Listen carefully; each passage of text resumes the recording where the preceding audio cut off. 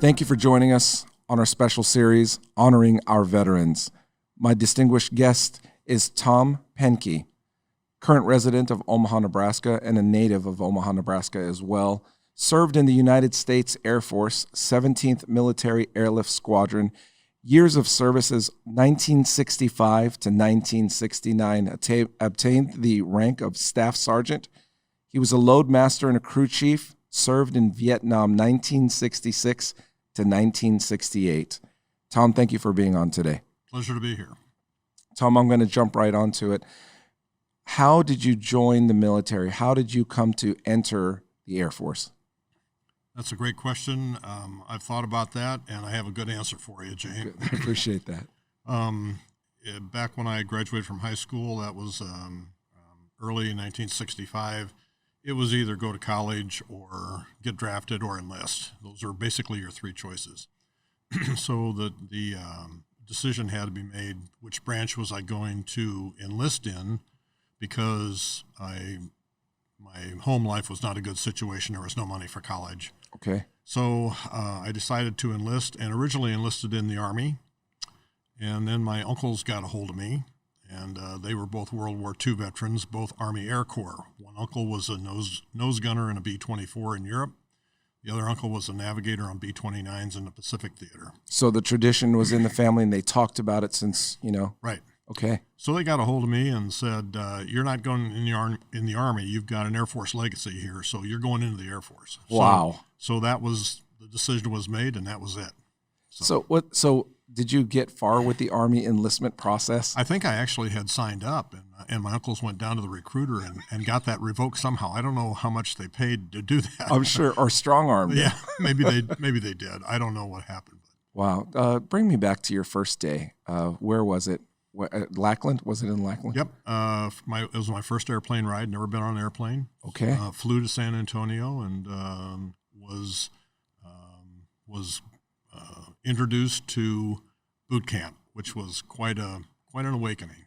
Take me to your most stressful time at boot camp when you first. I mean, it's crazy what we remember, right? Probably the first day. I mean, you just get yelled at 24 hours a day, and then of course I think they engage in some degree or some form of sleep deprivation just to make life more miserable for you. Absolutely. And it just takes some getting used to, like anything. So after a few days, you get into a routine and you do fine. But the first day we got there, I think at 4:00 in the morning, and just got yelled at, and then I think it was about 2 a.m. I think we got up at 4:30, so we only had like 2.5 hours of sleep. Wow. And just yelled at from dawn to dusk. Who was your first phone call to? Oh, my first phone call was probably to my girlfriend, because as I mentioned, I didn't have a great home life. Yes. I lost my mother when I was only 3 years old. Okay. And my dad remarried, and it was not a good situation. So I was happy to get out of the house. Probably my first phone call to probably my girlfriend. Okay. Who didn't take long in dumping me after I went into service. Dear Tom. Yeah. Dear Tom. That's it, buddy. And then that happens, right? So 3.5 years. Let's bring you to something what did you learn most about yourself when you entered, like when you were at your young age? And then I'm going to ask you current day, reflecting back. And I know it's a hard question. So what did you learn most about yourself when you were in? Probably the first thing I learned, and the most important thing, was that, hey, I can do this. I didn't come into the service with a lot of self-confidence. That, again, goes back to my home life. But I quickly learned that, hey, I can do this. I mean, if these guys can do it, I can do it. And I got right into the routine and started doing what everybody else was doing. And it is a routine. I mean, if you've been to boot camp, it's just a routine. Yes. You have to get used to it. For some, it takes a long time. It didn't take me long, and I was, clicking on all 8 in just a matter of a day or two, I suppose. That's awesome. Yeah. That's awesome. So now, reflecting back, today, present day, you're an attorney. Yes, sir. And so what do you think from your prior military career translated to where you are today? How did that play into where you are today? If I could answer that in one word, Jay, it would be discipline. Okay. You learn a lot about discipline in the military, obviously, and anything you want to achieve in life, takes discipline. And if you can force that discipline on yourself, you'll be a success at whatever you do. Too many times people from the outside see the military as discipline, regiment, and all work and no play. Was there a good balance for you at the time? That's a great question. Yeah, there was good balance because, as you know, if you've served in the military, you'd quickly develop good friends. Yes. And they become your family, and that was the balance. I mean, we all went through the bad part of it, but we all learned to work together as a team. They become your family, and it was great. I think we're getting into the key here of camaraderie, and I want to ask you about this. So in civilian life, you see corporate America or business people or civilians say, oh yeah, we're team bonding.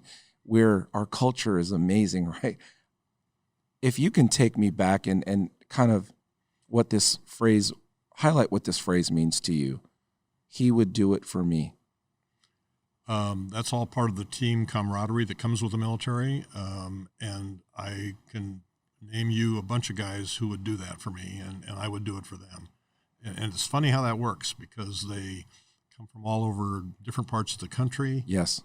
They have different beliefs than I do. They're different religions. They're different everything, but there's something that just binds you together, and you'd march to the gates of hell for them. Yeah, absolutely. Who do you think, have you kept in contact with anybody all these years, or is there anybody that you still know? Yeah, my best buddy is from Canton, Ohio. His name's Jim Pentello.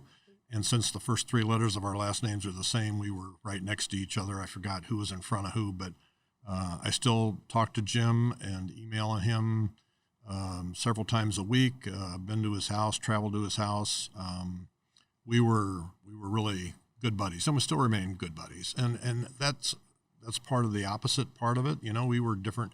We would stay up all night arguing religion because he was Catholic and I was Lutheran. Okay. Yeah, and we would argue all night, but we came out of it the best of friends.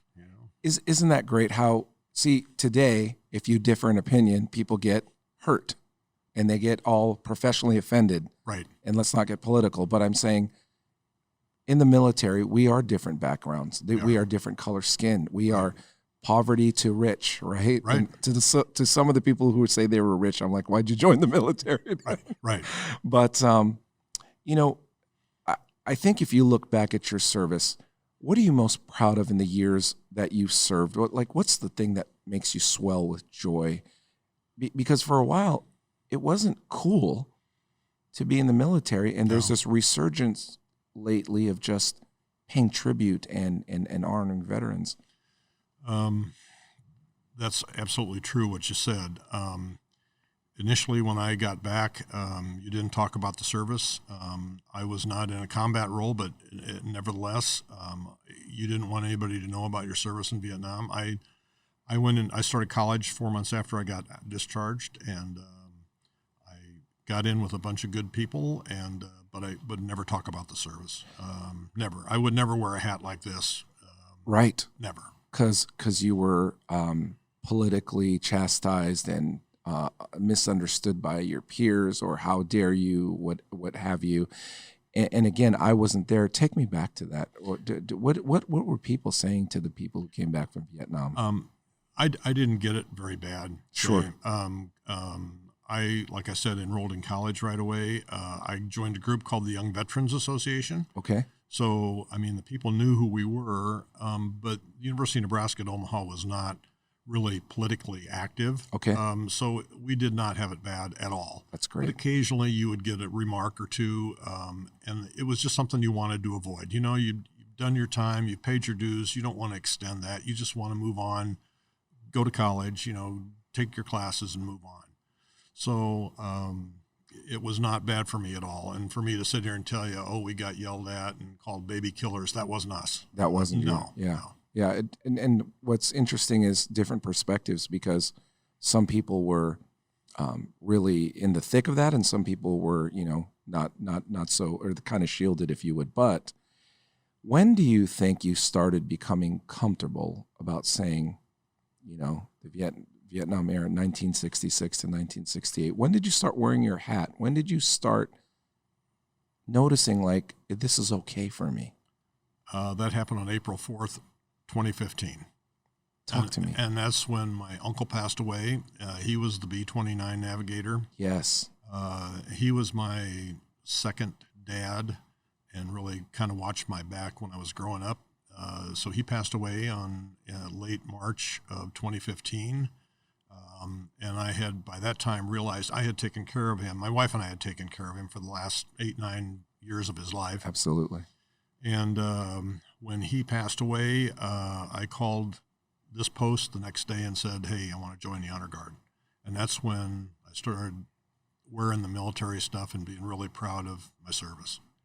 You should be proud. And again, it was an evolution of where you are today. Your energy changed when you're talking about your uncle, your second dad. Yeah. I want to ask you a question. Like, if you could talk to him right now, what would you say to him about? It's been a few years. Yeah, that's a tough question because I've had a lot of time to think and reflect about what it was like for me growing up. And my dad and my uncle farmed together. Okay.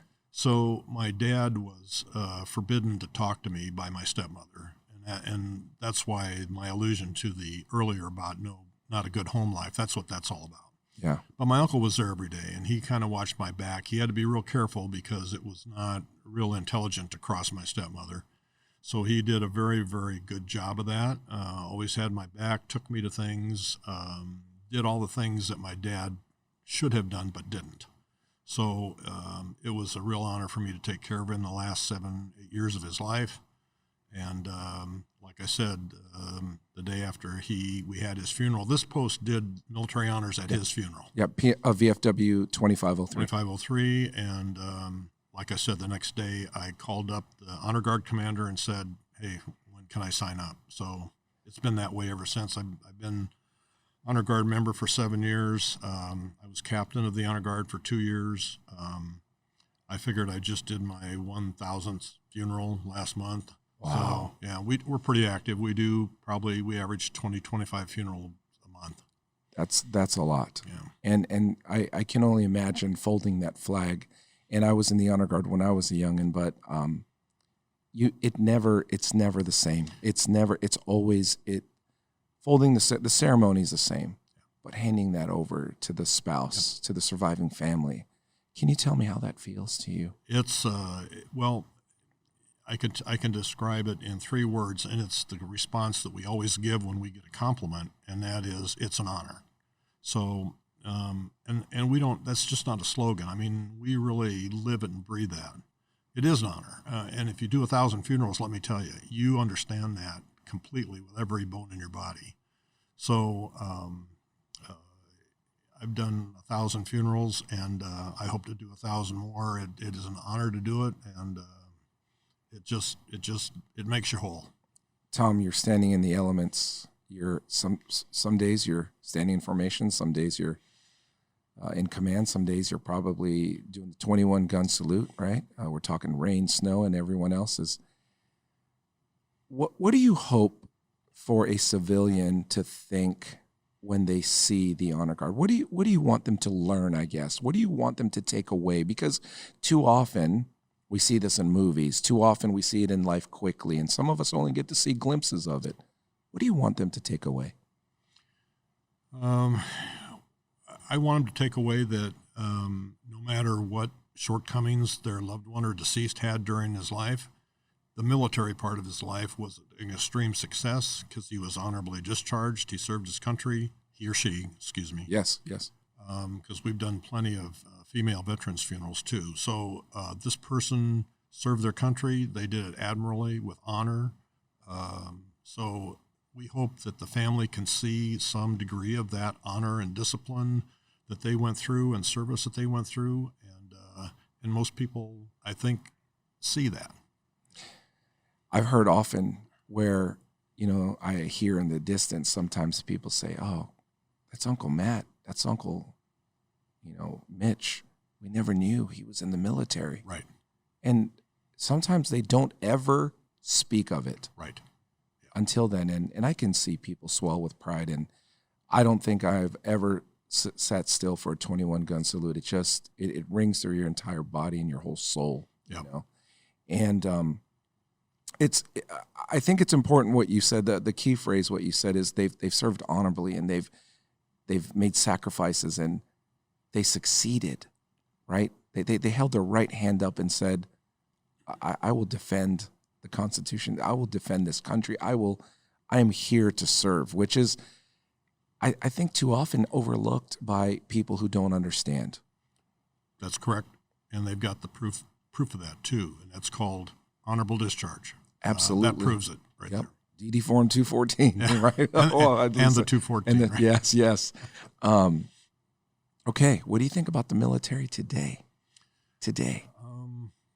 Wow, that's a good question. Well, obviously, it's totally different from it was in the 1960s. There's still the what I call lively banter between branches of service. Yes. I'm the only Air Force veteran in the honor guard here. A lot of them are Army, Navy, and Marines. Sure. So there's always that intra-service banter between branches. Yes. And that holds true in this post. But I think I've proven myself to these guys. Like I said, I was captain of the honor guard for 2 years. Yeah, definitely. And we all get along fine. I mean, these guys are my brothers. One sister, excuse me. Yes. They're all my brothers. But and I think Jay, they'd do anything for me too if I asked them to. And I'd help them in any way I could. You know. The service continues on. The service continues on. It does. So, in your heart, you know, at the age you are now, 74, that was over 50 plus years ago. Right. Right. Yeah. And things don't change. You're talking about discipline and service to others and selflessness and sacrifice. If you can talk to your grandkids right now and say, kids, this is what I want you to remember. This is what I want you to carry with you. What is the message as it pertains to those subjects? The message would be that there are a lot of really, really good things that the service teaches you, and you can apply all of those things into whatever you do in your life. So discipline is certainly a part of that, but there's all kinds of things too: accountability, chain of command, respect, honor. I mean, it's the whole ball of wax, and anybody that embraces those principles and lives them out will be a success in whatever they do. Absolutely. So I'm going to ask some things because I was in the Air Force too. Mm-hmm. Did you have to iron your T-shirts in 4-inch squares as well? Did you guys do that with the laundry tag on the collar and then fold the T-shirts into the... No? We did. So it did change. No, it did change a little bit. Yeah, you probably came after me, but... Yes, for sure. A little bit. The thing about my service and my MOS, you know, I was a loadmaster crew chief. I Yes. was on a C-124. Yep. I don't even know if you know what that is. Yeah, I do. Absolutely. A loadmaster makes sure that the load is correct. And I know that the pallets that with the netting, you have to make sure that the plane's not flying lopsided. That's correct. It's a matter of balance, and Yes. and you fly with the plane. Yes. You're responsible for that cargo while you're in the air, and also when you're on the ground too. So when we were in the air, the other 5 crew members, there was always a crew of 6. The other 5 crew members were in charge of the airplane and getting from point A to point B. Every other time when the airplane was on the ground, that's my responsibility. Wow. And I saw a lot of things, and a lot of our cargo destinations were obviously Southeast Asia. I mean, we went to other places, but mostly Southeast Asia. And how I got off on a tangent, and I forgot your original question. Oh, my original question is, you know, again, what would you want your grandchildren to know about, you know, those words as it pertains to what would you like to teach them and say, even if you don't join the military, here are some important things? Yeah, and it was just those things I outlined: the discipline, the perseverance, Yep. the belief in yourself. I mean, you are taught to believe in yourself. And you develop a certain confidence. I don't know if you ever read a guy named Jordan Peterson, but he talks about that. Yes, Jordan Peterson, famous philosopher and a psychologist. Yeah. Yes, absolutely follow him. He wrote a book called The 12 Rules of Life, and if you read Yes. the first chapter, it talks about stand up straight and put your shoulders back. Yes. And have some relative degree of confidence. You know? Yes. And, you're taught that in the service. I mean, Absolutely. and that's true here when I come to this post. I mean, I still have that. And whatever the job is, and that's true with our honor guard, whatever the job we have to do, whether it's 15 below zero, and we've done funerals at 15 below. I'm sure. And if you want to stand out in 100-degree heat with high humidity and feel those beads of sweat roll down your back, we'll do it because we're disciplined and we understand what the job is, and we'll get it done. We get it done every time. So you talked a bit about the military today. Talk about patriotism right now. What does it mean to you? Let me get specific. So when you see a parade, I'll ask you about certain issues on or things that you see today. What do you think about when you see a flag in a parade? We all understand that, and we know what the protocol is when the flag comes by. I mean, we're considered experts at it. We know how to fold the flag. We know how the flag is to be displayed. We know all that stuff, and we all honor that completely. And it just tears us up to march in a parade, for example, 4th of July parade. We go to we call them good parades. Usually they're a small town. Everybody stands. Yeah. Then we go to the not so good parades that people just sit on their hindquarters and just look at you. And sometimes we'll yell at them, stand up. Yeah. Stand up. Yes. Those folks just don't get it. They don't get it. I think our brothers and sisters, the image that hits me the highest is blood has been poured, or because it's been bled because of this flag. So the opposite, and I want to evoke some emotion here. When you see someone, or when you see it on the news, burning or defacing our flag or disrespecting it, how does that make you feel, Tom? Terrible. I can't hardly watch it. Those are tough things to watch. To be honest with you, I know there's a lot of movies that have been made about Vietnam. I don't watch those either. Okay. I don't want to, that it's just too hard for me to watch. Yeah. I appreciate that. Yeah. No, I appreciate, again, your energy changes when I ask you these questions, which I love. These things are so raw. So take me to Vietnam. How did you support it? How did you serve in it? And what was your connection there? Well, first of all, the airplane I was on was a C-124. It was the only large cargo airplane that the service had. Yes. That was before the big cargo planes came out.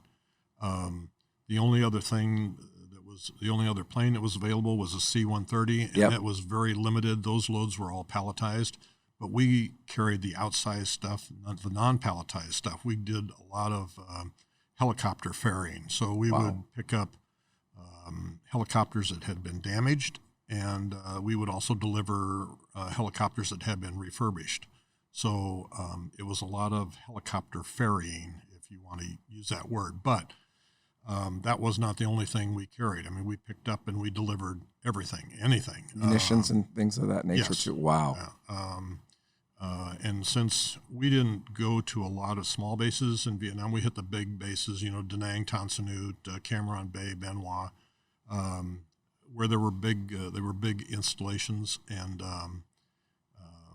we would, like I said, we would deliver anything that had to be delivered, and we'd pick up and take what had to be taken elsewhere. So, Did fear ever strike within you when you were? Not really. We were instructed not to ever fire back. So did we get fired at? Yes. We did. Yes. There's no member of my crew that ever got hit. But I mean, we would pick up evidence of being shot at. Yes.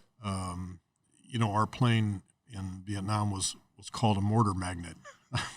So it was slow, Yes. and that's Slow not a and good slow. airplane to be No. in when you're in Vietnam. So, No.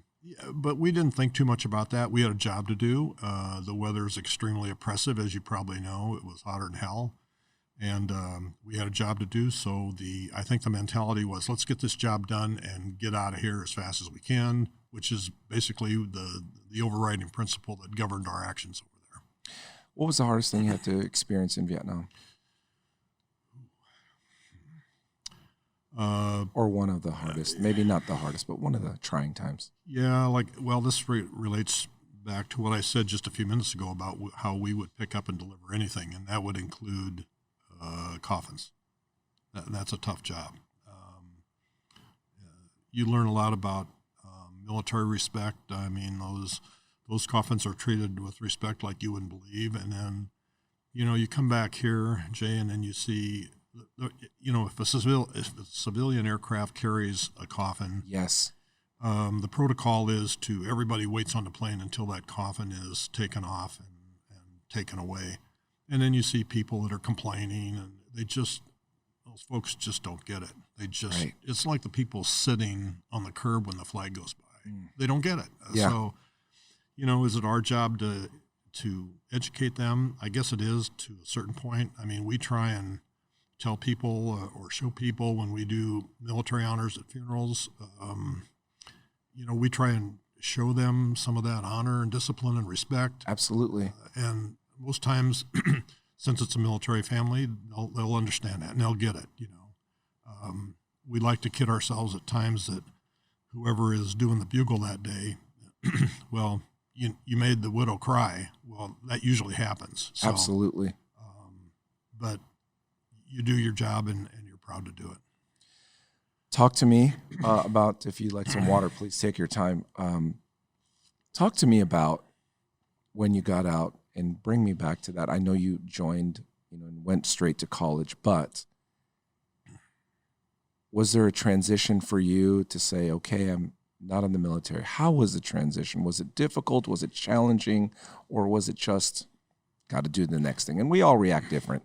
Yeah, to be honest with you, it was not a tough transition at all for me. I always knew what I wanted to do. I wanted to go to college when I got out of high school, but that was not in the cards for me. Right. So I always knew that I would be going to college. And like I said, I started 4 months after I got back. I got a job right away when I came back, and I was able to work at that job and go to college at the same time. Matter of fact, the gentleman that gave me my job, it was a construction job driving a Mack truck, and we just did military honors for him 2 weeks ago. He just passed away, so wow. It was an honor to do that. Whenever we do a funeral for somebody that we know, it is even more of an honor to do that, and we get a lot of compliments, and our response is always, it's an honor. And that leads me to the final question. People see you in the airport, or they see you around with your hat in a restaurant. They take me back to a time that somebody really moved you in a way that really, when they said thank you or whatever, because people don't know what to say. First of all, people say, thank you for your service. Okay, I get that. Take any stories on that? It's all real subtle. In fact, we have a favorite place we go for lunch between funerals if we're out at Omaha National. In fact, we're going to be there on Monday because we've got a late morning and an early afternoon funeral at Omaha National. So we always go to this one restaurant. And I would say half the time that we go there for lunch, somebody picks up the tab for us. Wow. It's great. Sometimes we know who that is, and sometimes we don't know who it is. But if we do know who it is, we'll always go over and thank them. And, they're happy to do it, and we're happy to have them do it. That's incredible. Any parting shots on what you would like to say or reflect on, or have people reflect on? Well, yeah, there is. Come to think of it, that's a good question. And I guess my parting shot would be that I think everybody ought to do 2 years of service, whether it's military or whether it's the Peace Corps or whether it's hospital service, anything. I think that just to do 2 years of service, and I know that's mandatory in a lot of countries. I think it should be mandatory here. I think our country would be a lot stronger if that were to take place. But unfortunately, I'm not the one making those decisions. Right. And that's so powerful, because You just said our country would be a better place. It would. Our country is a better place because of people like you, Tom. And I want to say from the bottom of my heart, I'm grateful for our time today, and I'm grateful for what you've done for our country. Yeah, thank you, Jay. Thanks for your service. Well, listen, today I get to interview, the greatest who've walked the earth. And I mean this in every sense of the word, because it's not about our skill level, it's about our will level. Right. And it's about what we're willing to do still to today, 1,000 funerals. Yeah. And 1,000 more, you said. That will resonate with me for a long, long time. We just lost the senior member of our honor guard last month or 2 months ago. He was 91. We figure he did over 4,000 funerals. Danny was a Marine in Korea, came back, worked for the Douglas County Sheriff as a deputy for 36 years, retired, joined the honor guard, and we're all really going to miss the guy. We'll make sure that we mention Danny here with his full credits. Yep. I can see your swelling with pride, Tom, and I see your sentiment. And we're human beings at the end of the day. We're just not veterans. Right. Danny was a great guy, and like I said, we're all gonna really miss him. Absolutely. Thank you, Tom. Okay. Thank you Jay, so much. thank you. Thank you so much.